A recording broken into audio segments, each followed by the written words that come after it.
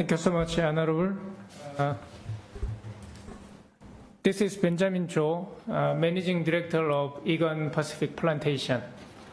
Thank you for giving me an opportunity to explain our plantation operation. We have been doing plantation business in 25,000 hectares of our concession in New Jersey Island, Western Province, since 1996. We hire 150 contracted employees and 300 external contractors. We plant eucalyptus trees in 400 to 500 hectares every year. We purchased US $8 million of machinery and equipment in the past 10 years and invested US $2 million per annum for new plantation. This amount includes the cost of clearing the land, planting trees, and maintaining the area for 15 years. Our business cycle is 16 years from planting to harvesting. It means that we must invest huge capital for 15 years and take benefits in the 16th year. Therefore, I kindly request all of honorable members of parliament to consider our investment for plantation as part of capital investment mentioned in the clause 56 of the bill. Thank you so much. Thank you. We'll start with the Leader of the Opposition, Honourable Member of Parliament for Auckland. Thank you, Chairman. Perhaps I'll first ask Eagon Resources. So basically, the scheme of this proposed bill is for new investors, and I think there is an assumption, overt, but there is an assumption that new foreign investors, new foreign investments, and the target is obviously tourism plus processing of any sort. And of course, then there is the minimum US $5 million investment, and then they qualify for, depending on what they're doing, for the incentives that are contained in the schedules that are attached to the bill. So my first question to you, we like your investment.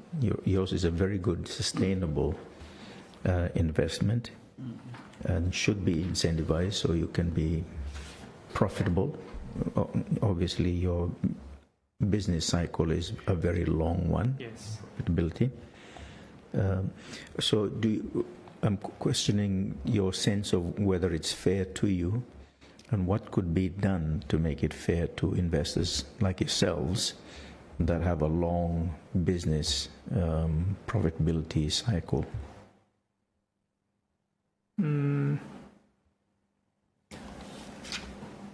Yes, I don't know well about the other businesses, so I'm telling you about our business. We started our business in 1996. So in the beginning stage, we input only money, not any turnover or benefit, because we had to wait until the trees was be cut. Yeah. Now it's the same. As I mentioned before, we input and spend quite a huge amount of money to plant and fostering small trees until it is big. So our business is much different compared to natural logging companies. So that's why I kindly ask you to consider our investment as the capital investment mentioned in this bill. Yes. So, do you do processing at the moment? Do you process into veneer or plywood or anything like that? Or you export the raw material? Currently, we export all the logs to China and Taiwan mainly. So no processing? No, at this moment. There are plans to process? At this moment, no, because our veneer price is related to Indonesian and Malaysian producers' price. Their price is very low at this moment. So for us, it's much better to sell the log itself to overseas market. But we don't know what happened in the future. So when the good season comes, of course, we can operate our mills. But at this moment, no plan. Right. So if you were processing, you could qualify here, but you would have to do it under a separate, maybe a subsidiary owned by yourselves that applies into a zone, a special economic zone, and then operate. So that's the way the scheme is set up under this proposal. As long as that is a minimum $5 million US investment. Actually, we invested $5 million to build facilities and buy machineries, peeling machine, dryers, and jointing machine. Well, that's already processing. Yeah. Right. But unfortunately, under the current scheme, you could not apply. Right, because I read all this book. Yeah. Current investment does not include it. Right. Yeah.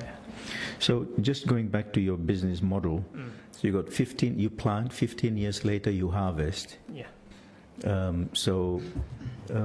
I'm just asking about profitability because here the incentives for the tax holiday is 10 years.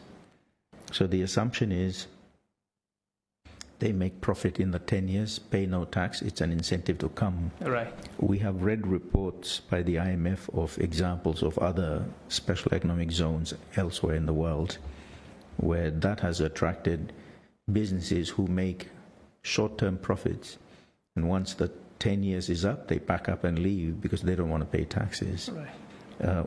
So it tends to disadvantage businesses like yourselves, which employ a lot of people, which is what this scheme is about, but it's not profitable within the 10 years. It's profitable beyond 10 years.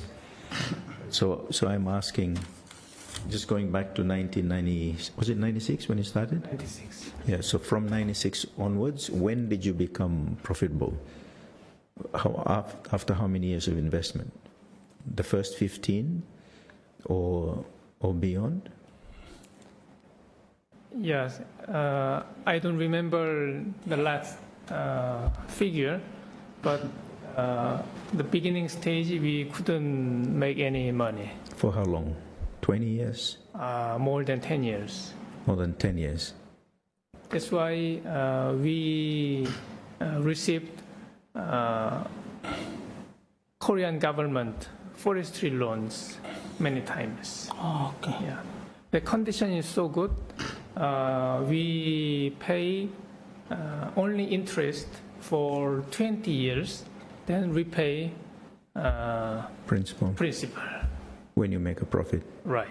But you don't know how long it took you to make a profit? It'd be very useful to us because yours is the kind of company we must encourage. Yeah, more than 10 years at the beginning stage. But now we make profits because we already harvested. Right. Now we harvest 500 hectares per year, plant 500 hectares per year, and also harvest almost same area and replant again. Can you find out? It would be helpful to us if you find out how long it took from 1996 to when the company started making profit. So we can make a recommendation to include companies like yourselves. The way they propose now, it could not include Eagon. Yeah. But there should be consideration for long-term business cycles. I will find out the figure and submit in writing to Thank you. your committee later. Thank you. The other thing you pointed out, clause 56. The other thing with clause 56 is that if a zone is designated, in that zone can only exist a business that provides services or goods that are not done outside of the zone. So in other words, what is already in the domestic economy as of now should not be repeated in special economic zone. That's the proposal. So I'm asking you, what do you think of that? It seems to be a limit or constraint. Is that good or bad? I think this bill is good, very good to invite new investors from Solomon Island and also from overseas. But I kindly ask you to consider existing business also. Our company and Kolombangara Forest are unique two companies to plant trees. The other companies, I'm sorry, but they just harvest natural trees, make money, and then there's no next plan. But we are different. We plant and harvest and plant and harvest. So in order to maintain our business, we hire 450 employees at this moment. They manage our forestry area. So if our territory, our concession can be designated to the special economic zone, we could increase the area of plantation, and we can hire more local staffs.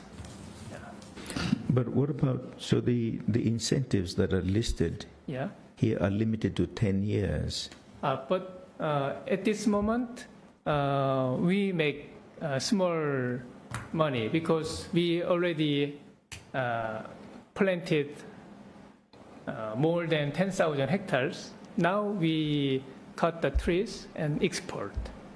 So with this scheme, we can make money, and we can save some cost when we import spare parts and oil from overseas. Thank you. If you don't mind, Honorable, can I speak to you something more? Every time Korean visitors come to Solomon Island for any purpose, they visit our company because we have been operating since many years ago. So your promise to possible investors that you will give so many benefits to new investors. But from the investors' point of view, they want to see some reference. It means that they want to see other existing companies' operation. If they do well and make the money, and investors are so clever, so if the other existing companies are doing well, they will invest. They will consider new investment, even though the government doesn't provide this kind of benefit. But on the other hand, if the government gives this kind of benefit, but potential investors cannot find any good examples, they will be hesitate to invest because not many people know about the real Solomon Islands. Real Solomon Islands? Yeah, real condition of real Solomon Islands. Of doing business. Eagon can be a model. We really want to be, and also our company is like display room to show to potential investors. So I kindly ask you to consider to include our company to this scheme in any way if possible. Thank you. Thank you, CEO Eagon. Chairman, can I ask one more question to Eagon? During our previous sessions with other organizations and stakeholders, there was this land issue that was brought up, and of course, you won't have any SEZs anywhere in the air, or you have to have a land to have an SEZ zone. Yeah? I just heard you said you're operating in a 10,000 hectares, right? 20,000 at Kolobangara. And 96 to now, it's like almost 28 years. We could look at the way you acquired the land to operate, because some of our land acquisition policies are probably not working well as expected, especially up at Jipol. So how do you go about acquiring the land at Kolobangara to operate your plantation? Just a question. Have you had any issue with the landowners, or how did you get the process to be operating in this up to now? We bought that land from the government. Oh, and okay. When we bought the land, fortunately, government cleared all the land issue. Right. So we are a sole landowner of our territory. So some people contacted me that this part of land is mine because my ancestor lived there. But I told them just simple answer: go to government and consult with them, because government cleared all land issues. So fortunately, we don't have any land dispute issue.